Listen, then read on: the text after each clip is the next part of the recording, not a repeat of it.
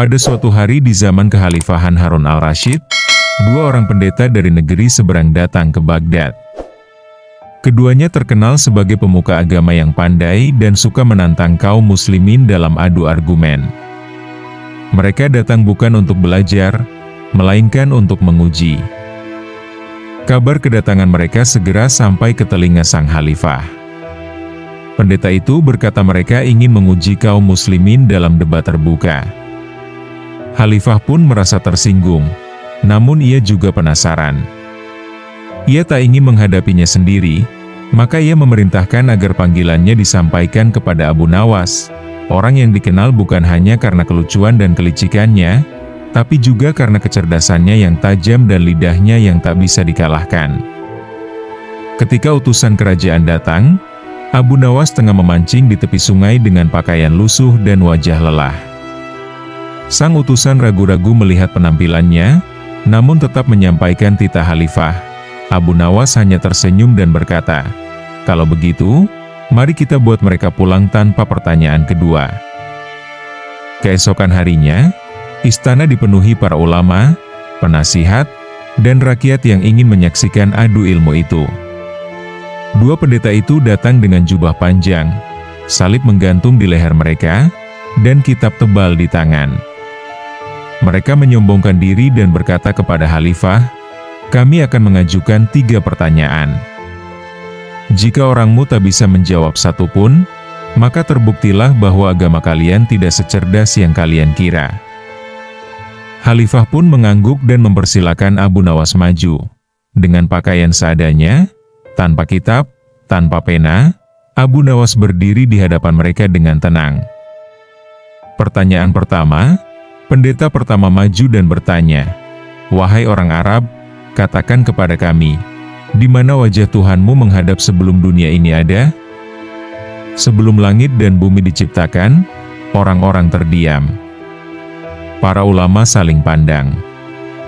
Tapi Abu Nawas justru duduk bersila dan berkata, "Pertanyaanmu seperti menanyakan arah bagi sesuatu yang tidak terbatas. Sebelum ada langit dan bumi, arah belum diciptakan. Kau bertanya di mana wajah Tuhan menghadap, padahal di mana belum ada."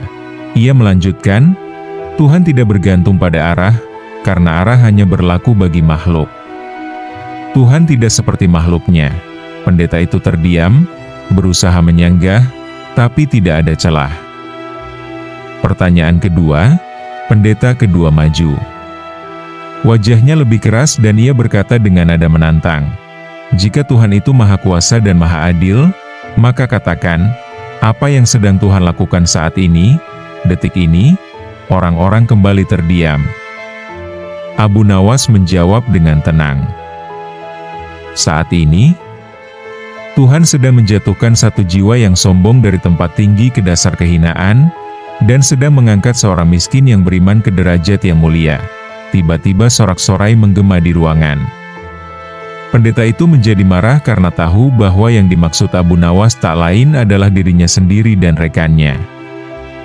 Pertanyaan ketiga, kedua pendeta berdiskusi sebentar, lalu yang satu kembali maju dengan pertanyaan terakhir.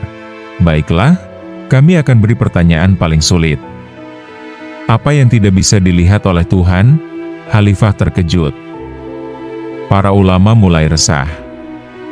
Bagaimana mungkin sesuatu tidak bisa dilihat oleh Tuhan yang Maha Melihat? Tapi Abu Nawas hanya tersenyum dan berkata, "Yang tidak bisa dilihat oleh Tuhan adalah sekutu baginya. Karena memang tidak ada. Tuhan tidak punya tandingan, tidak punya sekutu, tidak ada yang setara dengannya. Maka yang tidak bisa dia lihat adalah sesuatu yang tak pernah ada dan tak akan pernah ada." Pendeta-pendeta itu bungkam. Tak ada bantahan. Tak ada pertanyaan lanjutan. Khalifah Harun al-Rasyid tertawa puas dan berkata, "Wahai Abu Nawas, engkau bukan hanya membuat kami tertawa, tapi juga menundukkan dua pendeta ini tanpa satupun pedang dihunus." Dua pendeta itu pulang ke negerinya tanpa kata-kata. Sementara Abu Nawas kembali ke tepi sungai, memancing dengan senyum kecil di wajahnya.